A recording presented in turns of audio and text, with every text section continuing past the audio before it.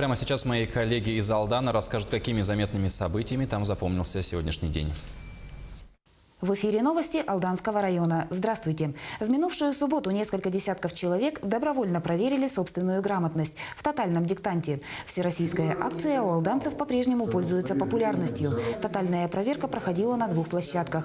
Результаты диктанта будут известны через 2 недели. Тогда же пройдет церемония награждения хорошистов и отличников.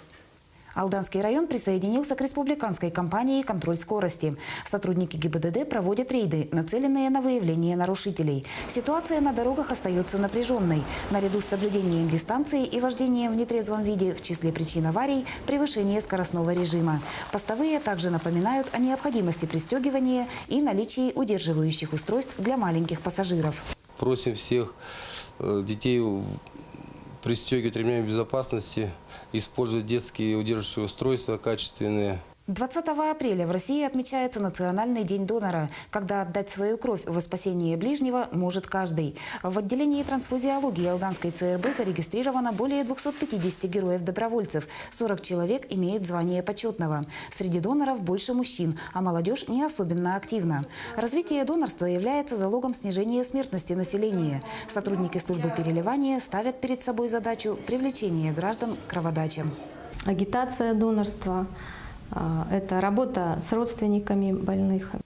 Все меньше времени остается до главных школьных экзаменов. В этом году единый госэкзамен сдадут 270 11-классников. Знания по русскому языку и математике предстоит показать всем. В качестве дополнительных большинство школьников выбирают обществознание, биологию и физику.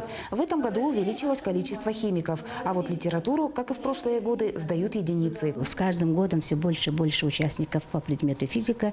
Химия добавляется в последние годы тоже.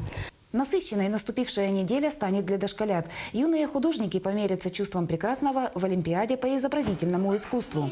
Эпос «Солонхо глазами детей» – это тема Олимпиады, посвященной подготовке к празднику СААХ. В интеллектуальном поединке сойдутся маленькие шахматисты и шашисты. Турнир призван выявить самых одаренных.